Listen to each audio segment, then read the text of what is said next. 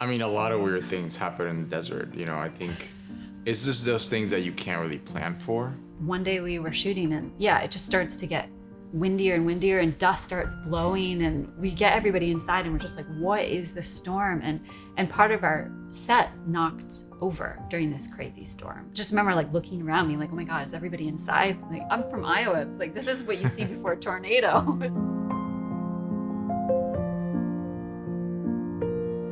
My name is Shannon Triplett.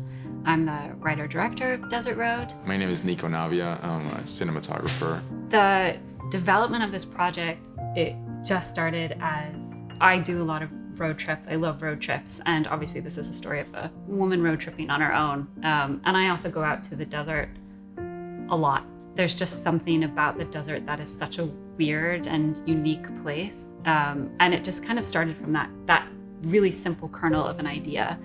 And it kind of took on a life of its own. Steven Schneider, who's an incredible producer, read it and wanted to come on board. And he's just one of those people who like makes things happen. So once he was on board, it really just took off. I had like really specific ideas of what I wanted to accomplish with this film. And it would require just an incredibly gifted cinematographer, but also somebody who's up for doing something a little bit left of center of how you typically make a film. Nico and I went for a coffee and I think I grilled him for several hours to try and make sure that this would be something that he'd be interested in. And that was it from my perspective, but I'm curious what you thought of it. No, I mean, yeah, that's kind of the story. In the movie, there's like an extensive night sequence. And so when you read, you know, exterior night desert for like 25 pages or whatever it was, like you're like, oh wow, this is huge, because you know, how are you gonna light the desert at night? And there was like a lot of action involved too, so I'm like, wow, this is not just like setting up one angle, it's like it's a lot. And then I met with Shannon and she gave me the brief about and how she wanted to make the film. And I got really excited about it because it was something that I hadn't really done before. And yeah, it was like a challenge that excited me.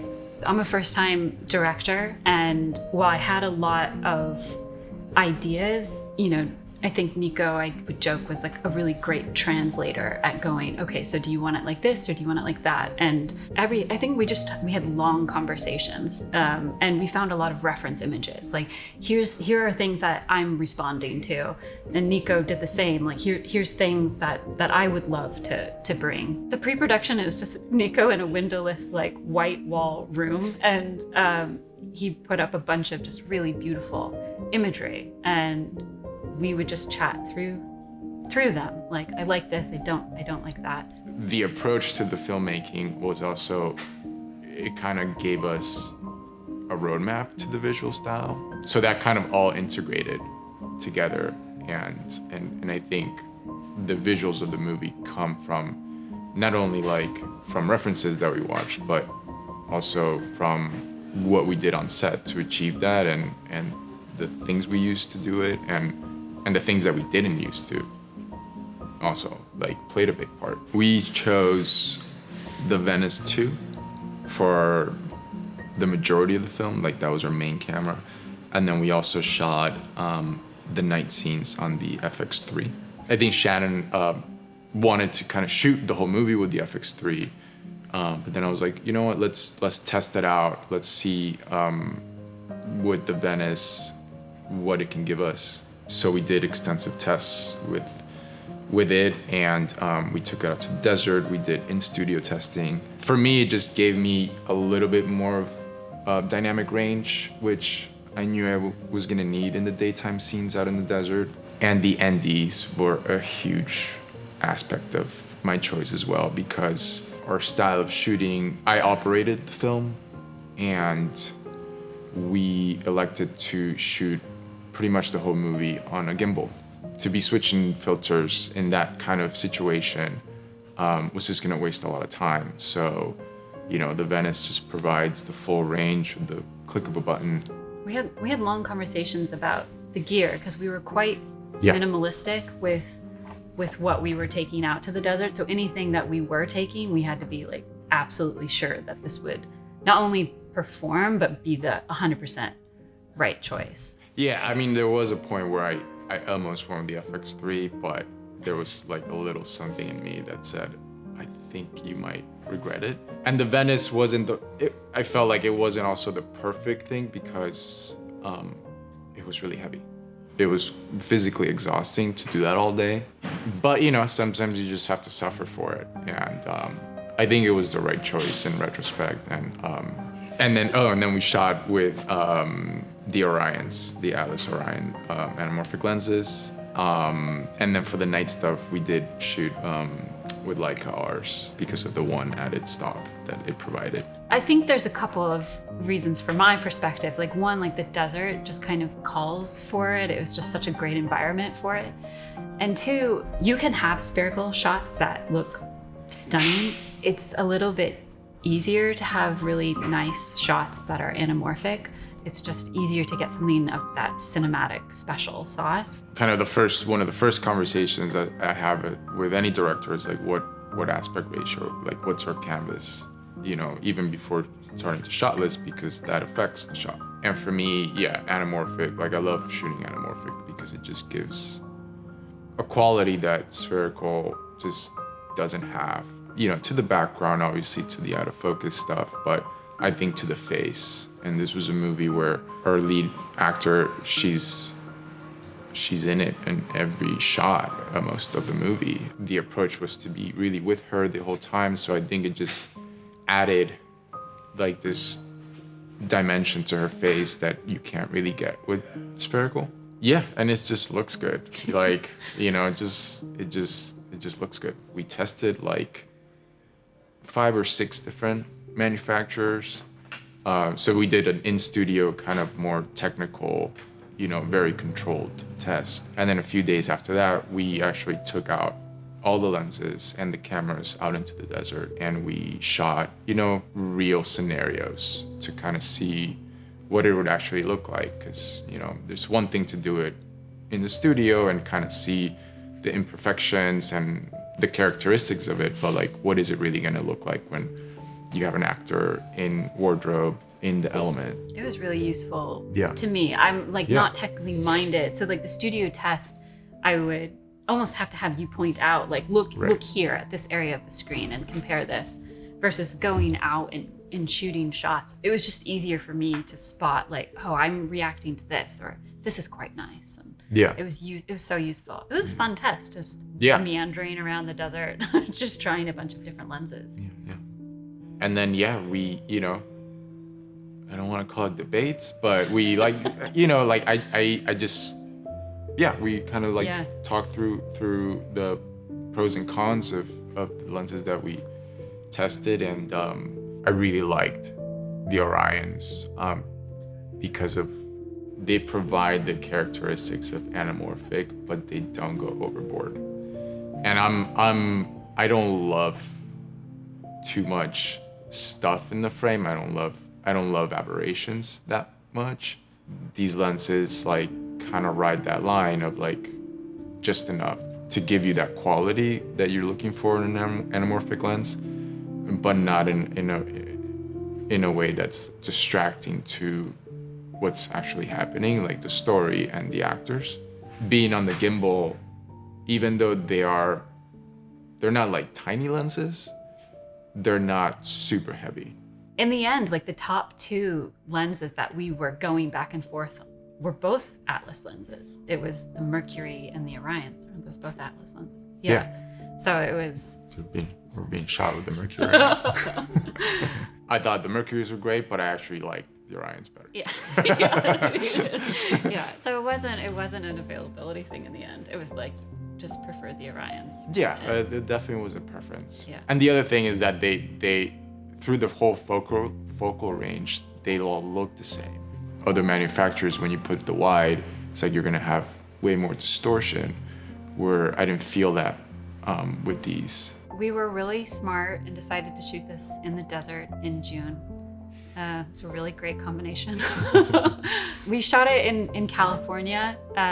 We were based in 29 Palms in the Joshua Tree area, and then we drove an hour into the middle of nowhere desert, and that's where we shot. We had looked at other places closer to LA. We looked at Lancaster, and there were some other locations that I thought were just as special, but there was an ease to being just truly in the middle of nowhere desert and shooting there. So the locations in the movie have to relate to each other.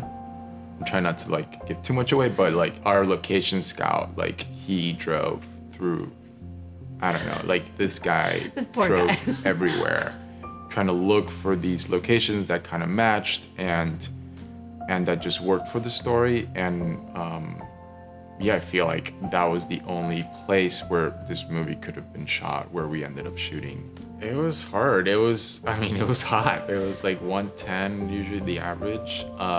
It was not easy, but in a way it's like what the character is going through. So it's like, it kind of makes sense that the crew would go through it too, It was crazy because it was like when we looked at the weather ahead of time, it was like, oh, over the month of June, every day it's just going to get hotter and hotter until we hit July. You'd like to say it was a bonding experience because we were all just suffering, but it was miserable. It was definitely by far our biggest challenge was that heat. It was just relentless. Everybody was there, had to be there. And how we ended up separating it was we had a very, very tiny group around camera and around our actor. And I think that was a good compromise, that it was like we had the support that we needed for the crew and the cast. But around the camera, it was even smaller. Like there was a lot of times where even myself and the first AD would be back and it would be a grip, sound, and Nico around camera. It was just something that was important to me. I thought giving our actors as realistic of an environment with as few distractions as possible, I thought could maybe give us a better end result. But yeah, it meant we were a really small group. On day 2, we had to climb, I don't want to exaggerate and call it a mountain, but if I call it a hill, that just doesn't quite do it justice. Somewhere in between. Somewhere in between of like how hard and how high we had to climb to get some shots, to get a scene. And we were telling everybody like, this is it, just this once, you only have to do this once. And it's funny, like who all is necessary on a film set. They all seem to really, it gets a much smaller group when you have to climb a mountain to get to the set. So it wasn't that many of us, but we climbed it and it was really hard, and I'm not exaggerating, and it was tough. And our wonderful grip, Zane, like set up ropes so we could like have extra balance, and we did it, and everybody did it. Nobody complained. It was great. Got a great shot, great scene. And then at the end of the day, we start looking at the schedule for the next day, and there was another scene that we needed to get on top of the mountain. And so on day 3, we also had to climb this really big mountain. And it was just one of those like a team effort of that mistake. But it was definitely me telling people like, this is the only time you have to do this. And I had not looked ahead that we also needed to do it the next day. So that's a very memorable one, even though that was very early on in the shoot. Out of every shoot, I learned something, but was it a mistake, or was it just that I just didn't know and now I know? So I couldn't really find something. I mean, the only thing that I think for me as a DP, and it's just like more technical thing, was I didn't use my light meter as much. Like I'm a big believer in using my light meter, and for this one, since I had a gimbal on, it was just not always easy to just take a reading, or like if we were just going and I didn't want to stop the flow, I would rely more on the monitor than what I usually would. And there was nothing like too serious, but I did see that play out when we graded the film, in which like I wasn't perhaps as precise as I would usually be. So that's something that I took away, that like I just need to be more on that.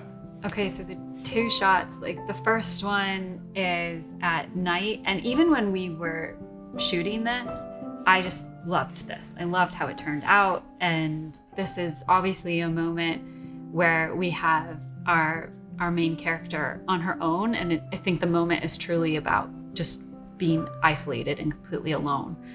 In this moment in particular, like, she has just kind of found out something pretty intense. It's one of the few shots that are actually like static in the movie.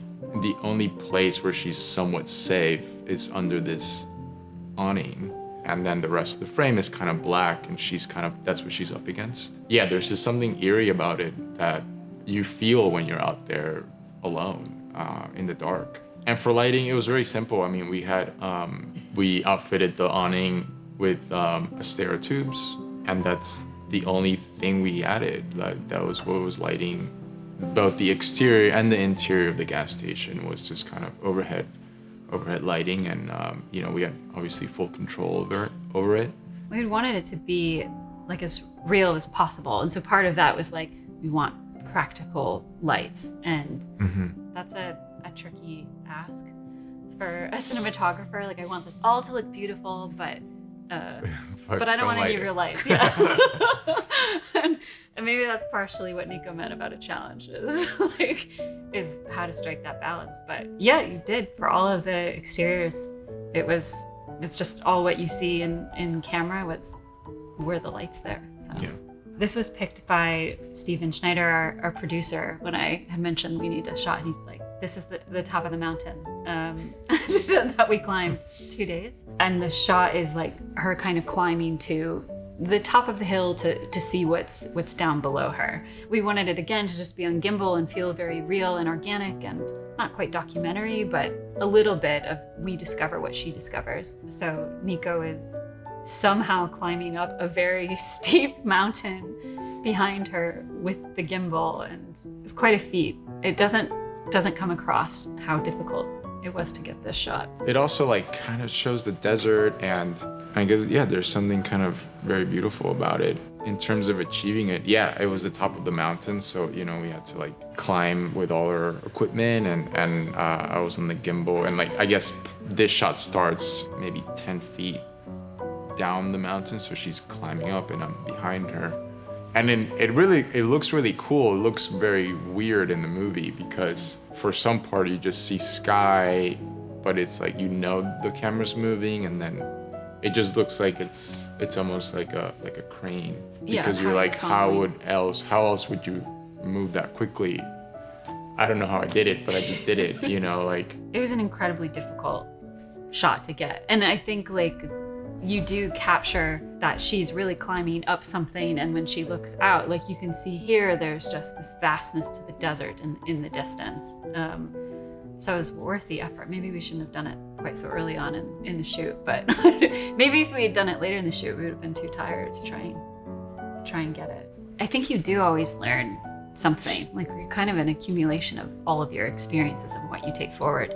And it's maybe not an easy question to answer now. It's a question that I can answer when I'm working on the next project, and I'm like, this is what I learned. Like, we should not do this again, or let's do more of this.